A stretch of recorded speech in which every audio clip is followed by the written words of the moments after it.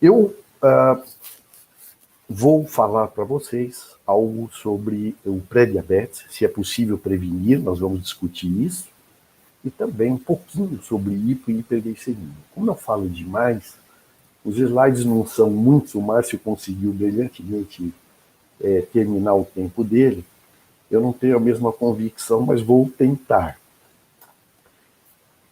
Próximo, por favor. Eu queria dizer para vocês, primeiro, o que é o pré-diabetes, né? O Márcio já me facilitou muito a exposição. O pré-diabetes é aquele paciente que não é normal, como vocês estão vendo aqui, uma glicemia abaixo de 100, depois da sobrecarga na segunda hora abaixo de 140, a glicada abaixo de 5,7, e também não são diabéticos ainda, que tem esses números que definem o diabetes, como vocês sabem muito bem. Ele é um pré-diabético, significa que ele tem na glicemia de jejum entre 100 e 125 miligramas por decilitro, ele tem 2 horas pós-sobrecarga entre 140 e 199, e ele tem uma hemoglobina glicada que passou também, além de ser um exame, um instrumento de acompanhamento do diabetes, também passou a ter uma a finalidade diagnóstica acima de 6,5, mas no pré-diabetes, essa hemoglobina glicada se situa entre 5,7, 6,4.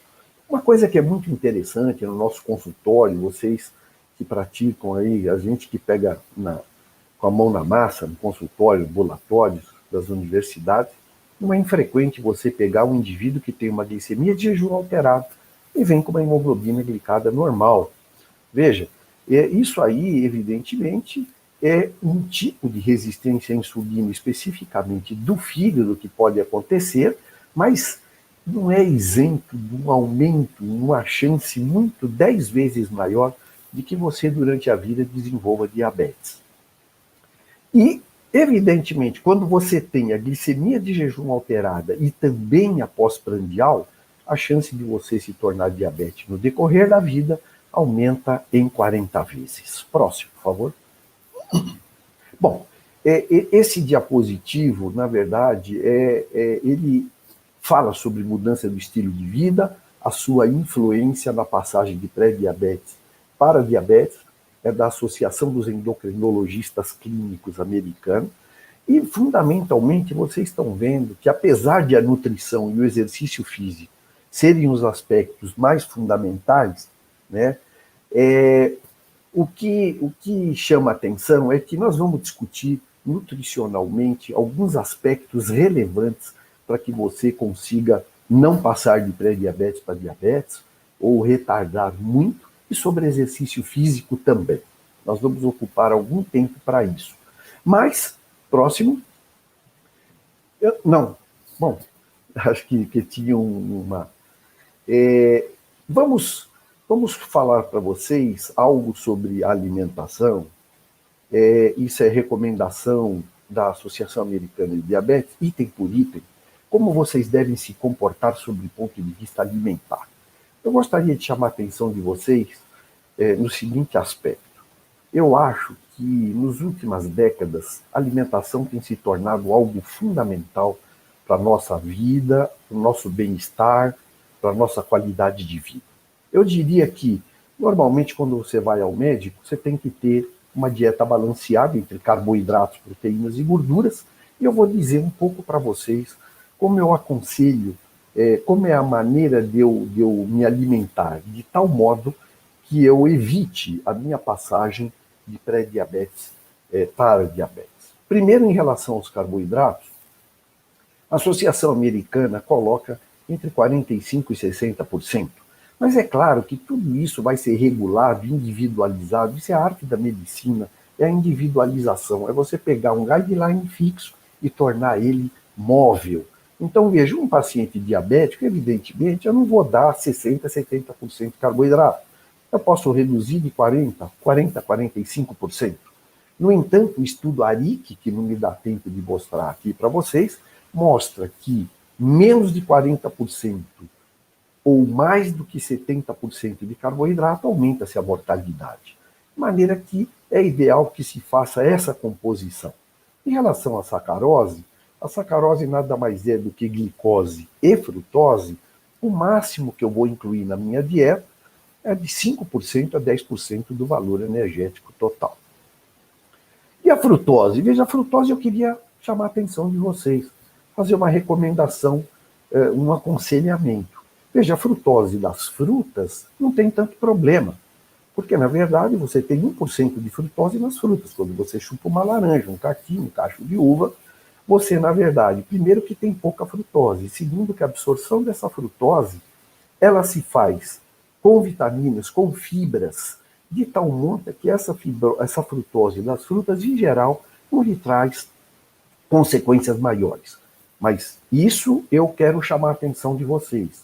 É diferente da frutose derivada do xarope de milho, que é a frutose industrializada, que hoje está disseminada nos alimentos, que hoje está nos sucos, está nos refrigerantes, nos bolos, nas pizzas congeladas, no ketchup, e uma série de alimentos, e tem frutose em excesso. E o que tem que ver frutose em excesso com o nosso bem-estar?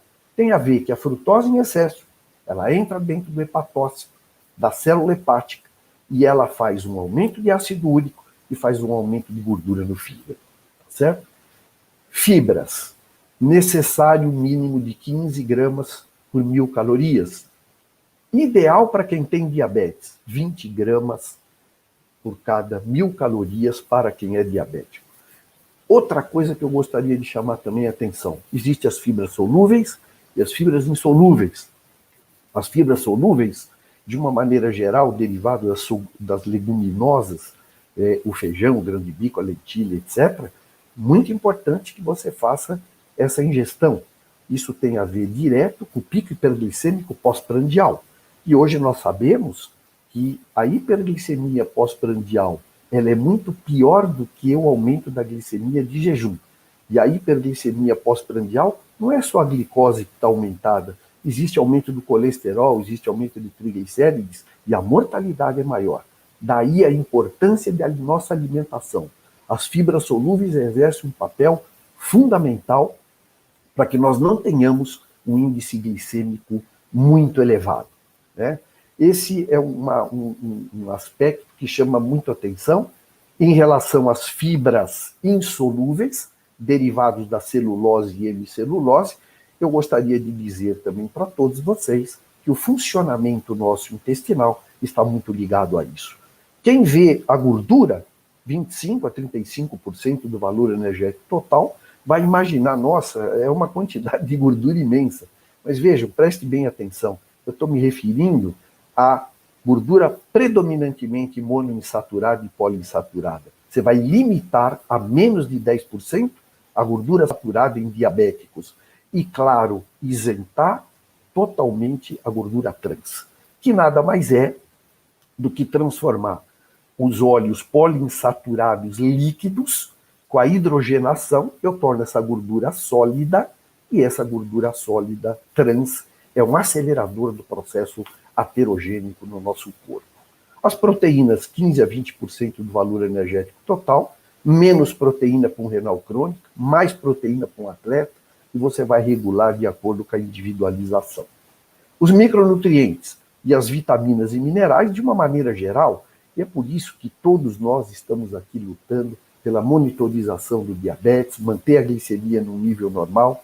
O indivíduo sem comorbidades, diabético, compensado, com a sua glicada no lugar, não existe uma recomendação especial de suplementação de micronutrientes e vitaminas e minerais. É claro que o indivíduo diabético que se submete a uma cirurgia bariátrica, o indivíduo hospitalizado que tem uma doença crônica, o idoso que é deficiente, aí sim nós vamos ter que fazer as suplementações devidas. Próximo.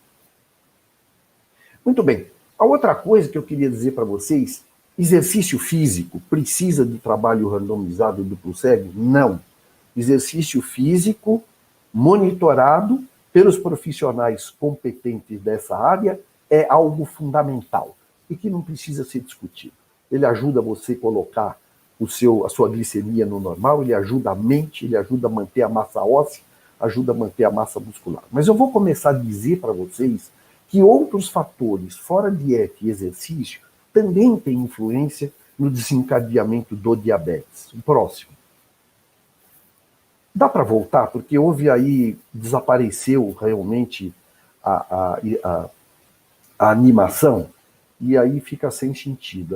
Aqui é o seguinte, horas de sono, você tem que dormir de 7 a 8 horas de sono. Aqui teria uma linha que diria o seguinte, quando você dorme menos do que 7 horas, 6 horas e 5 horas, você tem 9% a mais de chance de se tornar diabético.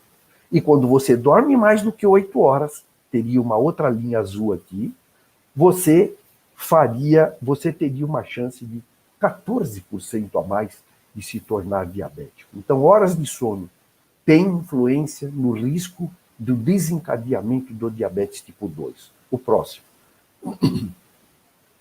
Olha, isso aqui é um slide que até pensei em pôr e tirar e exatamente fiquei em dúvida, mas eu fiz questão de mostrar para vocês, durante as minhas 4 décadas ou mais de permanência na Universidade Federal de São Paulo, para mim chegar na minha sala, eu passava na sala dos nefrologistas.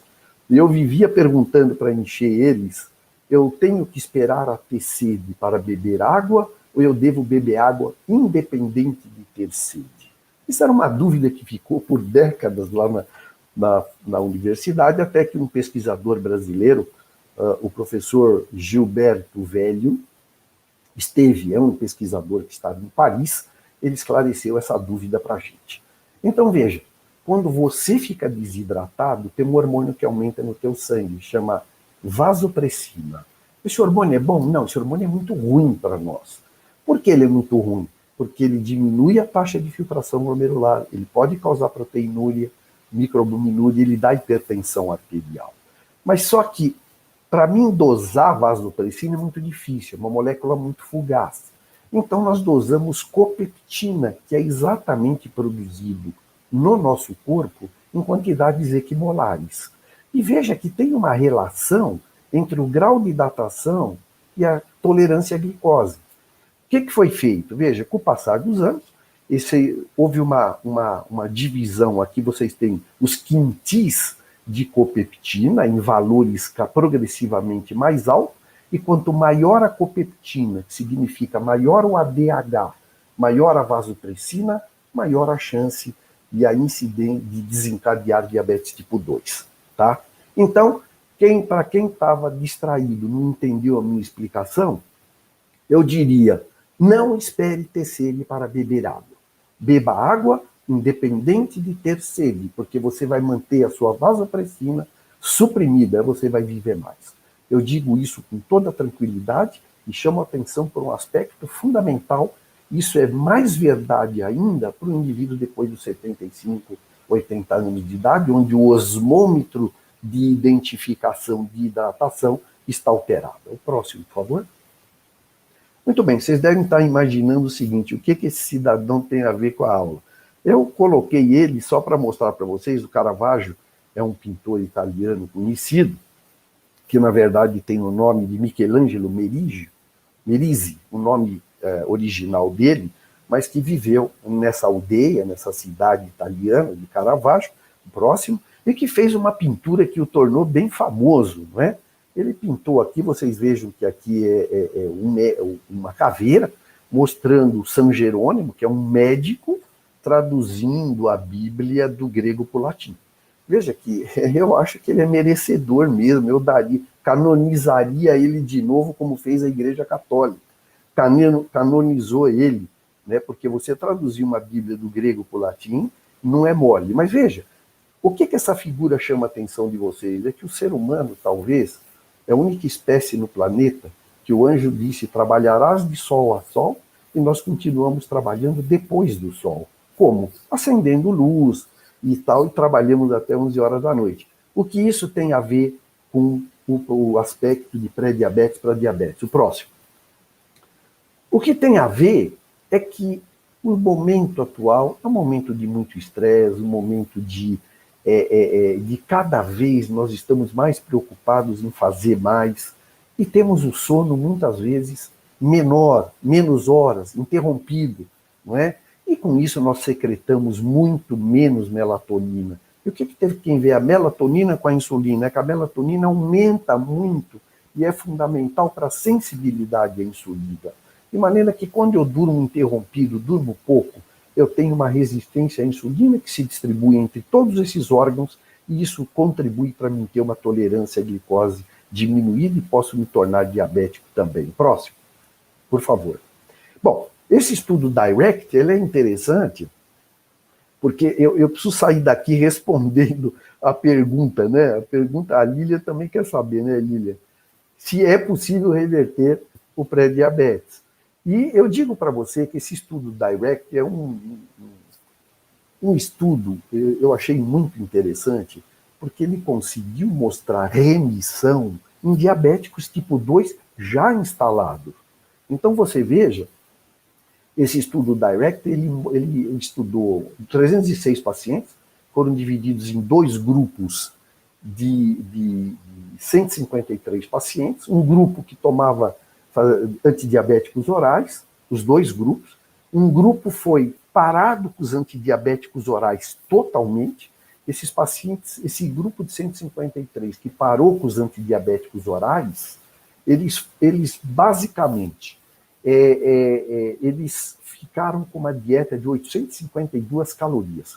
Mas, preste bem atenção, esses pacientes escolhidos pelo estudo DIRECT eram pacientes que tinham uma duração menos do que 6 anos, era recém-diagnosticado, tinha a idade de 20 a 65 anos, um IMC de 27 a 45, e nenhum deles tomava insulina, tá certo?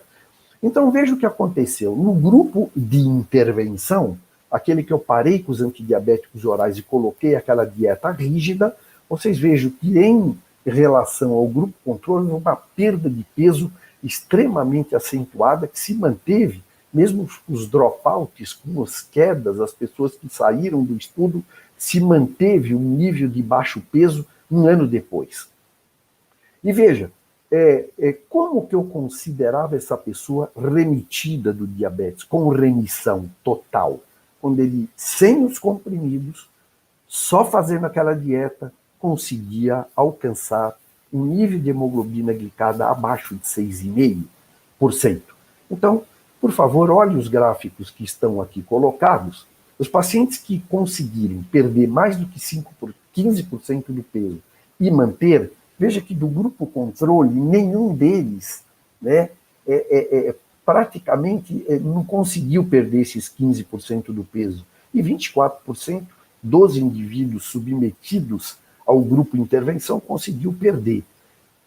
Percentual de remissão bem mais alto no grupo intervenção em relação ao grupo controle, mas o mais importante é que nós conseguimos, em relação ao grupo controle, remissão progressiva de todos os comprimidos por anos nos pacientes com percentual proporcional à perda de peso, como todos vocês estão vendo aqui. Então, se esse estudo mostra que nós podemos reverter o diabetes, imagina o pré-diabetes, falando tudo aquilo que eu expliquei para vocês e cumprindo dieta, exercício, dormindo corretamente, dominando o estresse, etc. Claro que nós podemos remitir e voltar para trás e tornarmos, pelo menos por longo tempo, até reversão total do pré-diabetes. O próximo, por gentileza. Hipoglicemia, algumas palavras. O próximo. Veja bem, quais são as causas mais frequentes de hipoglicemia? Primeiro, o indivíduo pode estar tomando uma dose superior à necessária. O diabético não pode, ele tem que ser relativamente regrado. Não dá para ele almoçar um dia, meio-dia, outro dia às 3 da tarde, outro dia às 11 horas, não é possível isso. Então, o atraso e a omissão de uma refeição seguramente faz a pessoa ter maior probabilidade de fazer uma hipoglicemia. Atividade física exagerada, também não dá para fazer exercício um dia das 8 às 10 da manhã, dia seguinte à tarde, outro dia seguinte à noite. Atividade física deve ser, de preferência, no mesmo horário, todos os dias. No entanto, quando se faz uma atividade física exagerada, tem que se imaginar basicamente o seguinte, que quando você faz das 8 às 10 da manhã, você almoçou às 12 horas, Veja, essa célula que foi acionada durante o exercício, ela vai continuar consumindo glicose em grande quantidade. E você pode ter uma hipoglicemia, claro, se não fizer os ajustes de insulina para aquele tipo de exercício físico, você também pode ter hipoglicemia até a tarde, eventualmente até a noite. Os distúrbios gastrointestinais, o diabético, depois de décadas, principalmente o tipo 1, pode perder a capacidade de liberar os hormônios do socorro, né, que é o glucagon e a epinefrina, e diminuição da função renal. A partir dos 40 anos, todos nós, sem nenhuma comorbidade, perdemos meio ml minuto por ano. Tá certo? A partir dos 40 anos. Mas se eu sou diabético e hipertenso, eu posso perder 1,5, 2 ml minuto ano. Se eu sou hipertenso e diabético e, além de ser hipertenso e diabético, eu tenho microalbuminúria, eu posso chegar até perder 2,5, 3 ml minuto ano. De maneira que é algo que a gente vê na prática clínica, no paciente mais idoso, né? Isso é extremamente importante. A meia-vida da insulina vai aumentar e também eu vou, na medida em que eu tenho perda da taxa de filtração glomerular, você sabe que a glicose que te socorre no momento da hipoglicemia vem 75% pelo fígado e 25% pelo rim. De maneira que eu não tendo essa produção renal de glicose, eu fico potencialmente sujeito à hipoglicemia, até porque a insulina fica mais tempo na circulação. Próximo. Muito bem, as manifestações clínicas são variadas. Se eu disser para vocês que aí a 20 metros de onde você está agora tem alguém em hipoglicemia, a primeira coisa que vem na sua cabeça é encontrar alguém taquicárdico, pálido, suando e com tremor. Tá certo? Mas, veja, na maioria das vezes, quando a glicemia cai rapidamente, o que a gente está acostumado a ver são sintomas do sistema nervoso simpático. No entanto, às vezes, nós temos hipoglicemia sem taquicardia, palidez e sudorese. Nos casos de glicose que cai muito lentamente, eu tenho sintomas do sistema nervoso central evidenciado. Eu pego um indivíduo embaixo da ponte, ele está 2, 3 dias, ninguém dá comida para ele, ninguém fala nada. No terceiro dia, ele está falando coisa desconexa, muda a personalidade totalmente, sonolento, apático, e pode ter, inclusive, quadro muito parecido com acidente vascular cerebral, eventualmente, e às vezes nós temos um mix de apresentação clínica do sistema nervoso simpático mais o sistema nervoso central. O próximo, por gentileza. Bom, hipoglicemia é considerada leve entre 50 e 70 miligramas por decilitro, moderada entre 36 e 50 miligramas por decilitro, e hipoglicemia grave, quando a glicemia é menor do que 36 miligramas, e que, na verdade, esse paciente necessita da ajuda de terceiros. Próximo. Muito bem, aqui é a nossa briga eterna, né? Se você não corrige a hemoglobina glicada, o diapositivo está mostrando que quanto maior a hemoglobina glicada, maior o risco de complicações, principalmente no que se refere à microangiopatia. E quando eu falar microangiopatia, eu estou me referindo à alteração, à lesão nos olhos, nos rins e nos nervos, né? No entanto, quando eu corrijo e tento trazer a hemoglobina glicada para os níveis abaixo de 7, eventualmente abaixo de 6,5, evidentemente que eu aumento a potencialidade de apresentação de um estado hipoglicêmico, sem dúvida nenhuma. Eu acho que nós estamos melhorando em relação a isso, as novas insulinas, que dão menos hipoglicemia, os novos medicamentos, as novas armas terapêuticas que estão sendo introduzidas, está fazendo com que cada vez mais nossos pacientes tenham menor chance de fazer hipoglicemia. Próximo. Veja, aqui é muito complexo isso. A hipoglicemia causada, evidentemente, eu diria que a hipoglicemia é ruim e a hiper também é ruim. Mas a hipo é 10 vezes pior, porque ela pode lhe causar problemas de gravidade acentuada. E pode lhe dar uma arritmia e você correr risco. Então, a hipoglicemia, o mecanismo pelo qual isso ocorre, é um mix, uma mistura de situações que ocorrem, principalmente alteração eletrocardiográfica de liberação adrenérgica, aumento do intervalo QT, e vocês sabem que quando você tem liberação de adrenalina, existe passagem do potássio, do vaso para dentro da célula, você pode ter diminuição do potássio, você ativa mecanismos pró-inflamatórios, né? E aumenta a ativação plaquetária, e com isso tudo, as consequências podem não ser simples na hipoglicemia. O próximo. Muito bem, caso o tratamento da hipoglicemia mais prevalente, evidentemente, você mede a glicemia, estando entre 50 e 70, 15 gramas de carboidrato, que significa ou uma colher de sopa de açúcar, 3 balas moles, ou 150 ml de suco de laranja, 150 ml de refrigerante comum, tá? Aguarda 10 minutos, a hipo pode apresentar-se tratada, resolvido o problema. Se ainda tiver hipo, repete a operação. Níveis glicêmicos inferiores a esse, você pode usar glucagon também, que eu acho que não deu tempo de eu colocar mais slides, mas o glucagon subcutâneo é outra arma terapêutica para situações muito emergenciais. O próximo. Hiperglicemia. Vamos em frente. Pode passar o próximo? Muito obrigado. As causas mais frequentes de hiperglicemia, primeiro, infecção. A infecção, quando você tem um processo infeccioso, o organismo entende aquilo como um alarme. Existe liberação de uma série de hormônios hiperglicemiantes que aumentam a glicemia, tá? Parada ou diminuição da dose de insulina é outro aspecto que não tem acontecido mais, mas eu me lembro que 30, 40 anos atrás, às vezes o paciente aparecia no pronto-socorro e dizendo que parou porque não conseguia isso no posto, no atendimento, no Sistema Único de Saúde, e hoje veja que com todas as falhas e os grandes problemas, nós conseguimos melhorar muito nesses aspectos, graças e principalmente à luta do nosso do pessoal envolvido na melhora da vida dos diabéticos, e realmente conseguimos um grande aprimoramento em relação a esses aspectos. Não está ideal, mas melhorou muito. Início da medicação, de medicação que aumenta a glicemia. Às vezes o indivíduo começa a tomar corticoide por outro motivo, né?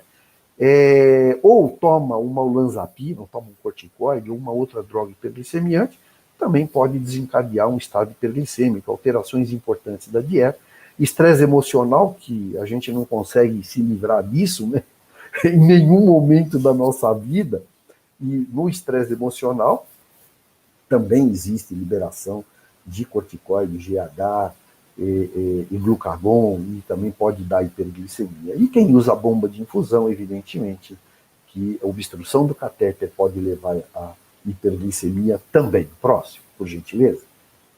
As manifestações, o Márcio já disse a vocês, o indivíduo começa a beber muita água, urina muito, fica com a boca seca, fadiga, pode desidratar, e uma coisa que chama muito atenção, o paciente come muito e emagrece. Eu digo principalmente diabetes tipo 2. Então, urinou muito, bebeu muita água, boca seca e está perdendo peso, vamos lá, vamos investigar com todos os parâmetros que foi mostrado pelo Márcio, investigar e vamos ver se eu estou diabético, e vamos tratar e vamos resolver o problema. O próximo. Isso. Bom, o estado hiperglicêmico, como eu disse para vocês, o estado hiperglicêmico ele causa uma série de problemas, e o primeiro problema que causa é a alteração da função imune.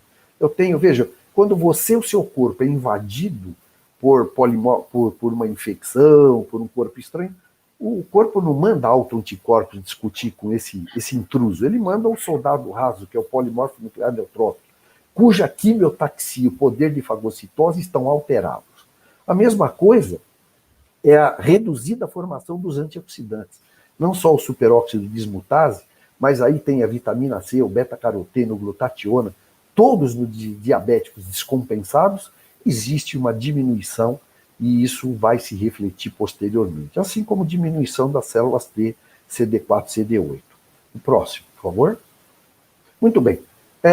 Eu não podia deixar de falar alguma coisa para vocês do impacto da Covid-19 na hiperglicemia. Vocês sabem que eu costumo chamar essa pandemia, quando eu estou muito com bronca desse momento, isso é um castigo para a humanidade toda. Sinceramente, eu acho que é um negócio complicado. Mas veja, o SARS-CoV-2, ele pode causar hiperglicemia por duas fisiopatologias. Primeiro, agindo diretamente na célula beta, tá certo? E levar a uma diminuição da secreção de insulina e hiperglicemia. Mas também o SARS-CoV-2, ele pode, através da ligação aos receptores da enzima conversora, que tem em vários órgãos, ele pode se multiplicar e liberar uma verdadeira tempestade de citoquinas inflamatórias, isso levando à resistência à insulina e também à hiperglicemia. Mas vocês observem que o estado hiperglicêmico te coloca numa situação difícil, porque você tem glicação desses receptores da enzima conversora nesses órgãos, principalmente no pulmão, e aí você faz, evidentemente, uma multiplicação viral muito importante. E veja que essa hiperglicemia, ela leva a uma disfunção endotelial, leva a trombose e leva verdadeiramente ao cometimento de múltiplos órgãos, como se você estivesse tendo uma septicemia. Próximo. Muito bem, você acha que é o penúltimo ou último, não sei. Mas, veja, muito importante, esses receptores da enzima conversora, eles existem em vários locais, né? No endotélio, no pulmão, no rim, existe também no coração, no intestino. Mas veja, o grande problema de quem é obeso, de quem é cardiopata, de quem é diabético, meu Deus do céu, se eu pegar essa infecção pelo vírus, eu tenho muito mais chance de ter um problema de hipoterapia intensiva. E o que fazer? O que fazer é o que nós fazemos todo santo dia, que é prescrever a todos que são diabéticos, corrigir o diabetes, controlar a hemoglobina glicada, a pressão arterial, a dislipidemia, a obesidade e mandar, aconselhar exercícios físicos. Tudo isso que a gente faz no dia a dia é o que diminui a expressão desse receptor ao coronavírus. O próximo. Muito obrigado pela atenção.